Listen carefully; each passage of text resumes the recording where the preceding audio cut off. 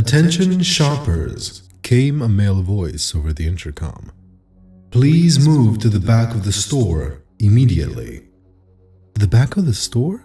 I whispered to Daniel. "Don't they mean the front of the store? To pay for our stuff?" It was 8:50 p.m. 10 minutes till closing time. We brought our two kids out on this late-night Walmart excursion in the hopes of burning off some energy.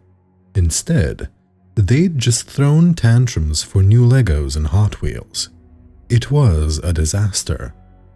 But apparently the disaster was just beginning. "Please move to the back of the store immediately," the voice repeated overhead. "This is not a drill." I glanced around, but the other shoppers were just as confused as I was. An old lady looked up at the ceiling, scrunching her face. "What the hell?" a dark-haired woman asked her boyfriend, pushing a cart full of garden supplies. "Didn't you hear?" an older man said, leaning over his cart of bottled water and canned food. "We're in a tornado watch. 1 touchdown in Sorwell." A tornado? It was definitely storming outside.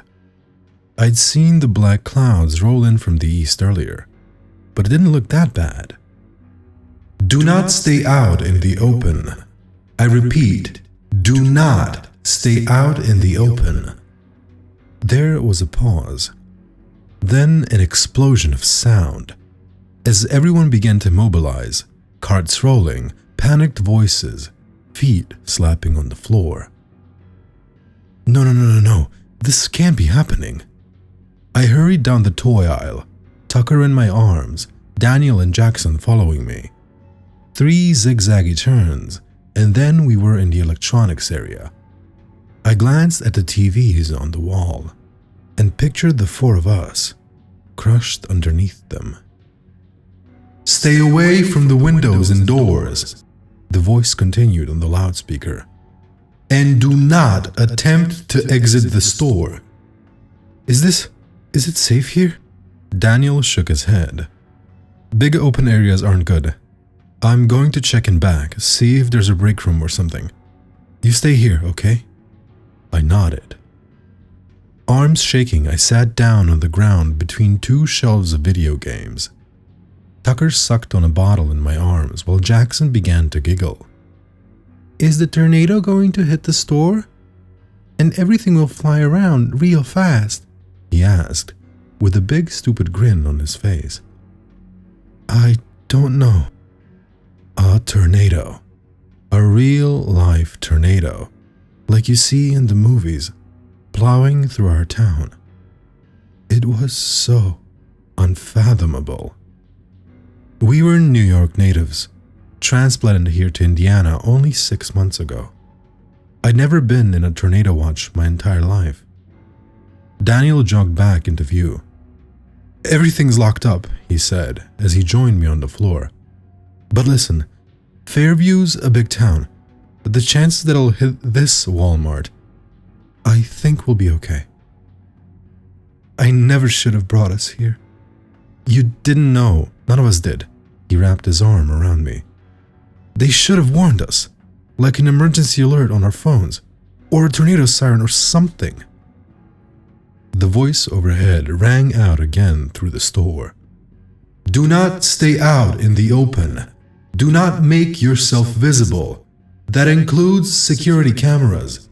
Please move to a spot that is not visible to any cameras." I frowned. What does this have to do with tornadoes? A feeling of unease in the pit of my stomach. I glanced up and saw several black globes descending from the ceiling, hiding the cameras within. "I guess we should listen to them and get out of sight," I whispered. I grabbed Jackson's hand. Daniel picked up Tucker, and we jogged out into the center aisle. The store was an eerie sight. Abandoned shopping carts askew in the aisle, full of everything from pies to batteries to plants. Footsteps echoed around the store from people unseen as they found their new hiding places. We dodged the shopping cart full of soda, ran through kitchenwares, and then stopped in the Easter decoration aisle. There was a camera in the central corridor, but as long as we stayed in the middle of the Easter aisle, we'd be invisible. The four of us crouched on the floor, next to some demented-looking Easter bunnies. "I'm hungry," Jackson whined. "Shh, Mommy?" I grabbed a bag of colorful chocolate eggs and ripped it open. "Here, candy. Happy?" I whispered, thrusting them into his hands. Then I leaned back against the metal shelves, panting. But I didn't have long to rest. A mechanical whine overhead, and then the voice came through the speakers again. "Keep away from the aisles with food. If you have food with you, leave it and move to a new hiding place. If you have any open wounds, cover them with clothing." What the fuck? That had nothing to do with keeping safe in a tornado.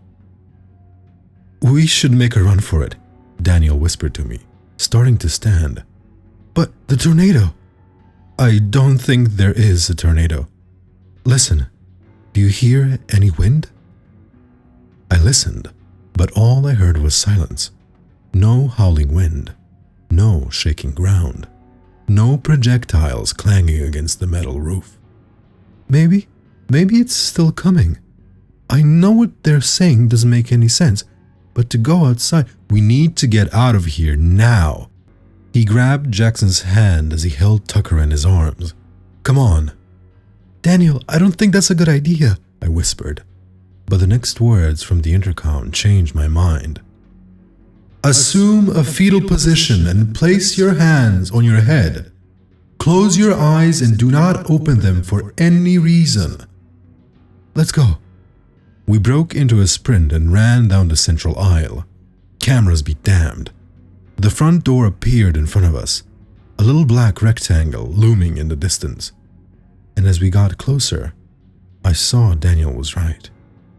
There was a tree at the border of the parking lot, under a street lamp. It was perfectly still. We continued running, past the clothing area, past the snacks lined up at the checkout lines. I ran towards the sliding glass door as fast as my legs would carry me. Almost there, almost there, almost. The doors didn't open. No. Daniel slammed his body against the door. It rattled underneath him. I tried to squeeze my fingers into the gap between them to try and pull them apart. They didn't budge. They locked us in, I whispered. "I want to go home," Jackson said. Tucker was beginning to fuss too, making little noises like he was about to start full-on wailing. I turned around, and that's when I saw him, a Walmart employee. He was sitting on the ground at the end of one of the checkout aisles, facing away from us, wearing the familiar blue vest with a golden starburst. "Hey, let us out!" He didn't reply. "Did you hear me? I don't care if there's a fucking tornado. Unlock the door and let us out." Again, he said nothing. But in the silence, I could hear something. A wet, smacking sound. I stared at the man, slightly hunched over, still facing away from me. Was he eating something? The speaker overhead crackled to life. "Attention! Please do not talk to any Walmart employees." My blood ran cold. The smacking sound stopped, and then, slowly, the man began to stand. He placed his palms on the conveyor belt and pushed up, and I could see that they were stained with blood. I backed away, but my legs felt like they were moving through a vat of honey. Fingers locked around my arm and yanked. "Come on!" Daniel shouted. I sprinted after him deeper into the store. Tucker stared at me over his shoulder, and Jackson ran as fast as his little feet would take him. I was vaguely aware of the slap, slap, slap sound behind me, but I didn't dare look back. Daniel ran into the clothing area, and I swayed, dodging circular racks of t-shirts and wooden displays of baby clothes. He skidded to a stop and ducked into the dressing room area. "In here," he whispered, motioning at one of the rooms. We piled inside and locked the door. "Daddy," Jackson started. "You listen to me very carefully," I said, crouching to his level. "You have to be absolutely silent. Do not say a word, okay?" Jackson looked at me, then Daniel. Then he nodded and sat down on the floor. "I'm going to try to call 911, Daniel whispered, transferring Tucker to me and pulling out his phone. He tapped at the screen, then frowned. "What?" We don't seem to have any service. I don't..." Thump. I grabbed Jackson and pulled him away from the door. The four of us huddled in the corner. I held my breath. Thump. Under the gap of the dressing room door, men's feet in black shoes. They slowly took a step forward, deeper into the dressing room. "Don't move," I whispered, holding Jackson. The man took another step. "Don't make a sound.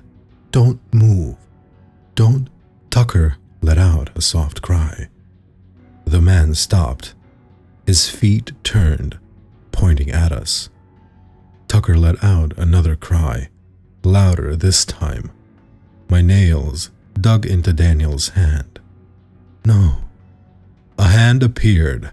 It slowly pressed against the floor, stained with blood. And then his knees appeared as he lowered himself down to the gap. No. Could he fit under? The gap wasn't small. It was like the stall door to a bathroom. If he flattened himself against the floor, there's a chance he could fit under. I watched in horror as his stomach came into view, his blue Walmart vest, as he lowered his body to the floor. Then he pushed his arm under the gap and blindly swept it across the floor, as if feeling for us. This is it. We're going to die.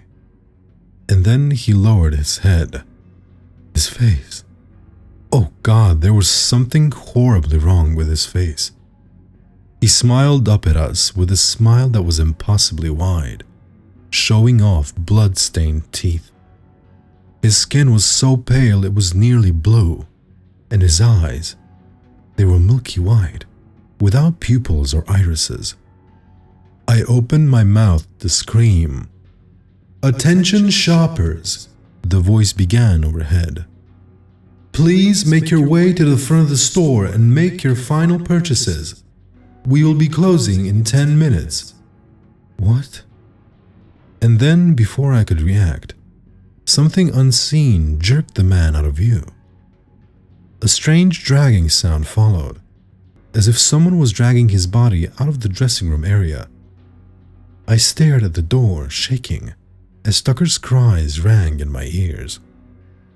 But he didn't come back, and within 10 minutes, the usual hubbub of Walmart returned. Voices, footsteps, shopping cartwheels rolling along the floor. Shakingly, I finally got up and unlocked the door. The store looked completely normal. People were lined up at the cash registers, placing their goods on the conveyor belts. Employees were scanning tags, printing receipts. People walked towards the glass door, and when they did, they slid open. As we slowly walked towards the exit, I spotted the older man who had warned us about the tornado earlier. What was that?" I asked, unable to keep my voice from shaking. He shrugged. "I guess the tornado missed us. What a miracle, huh?"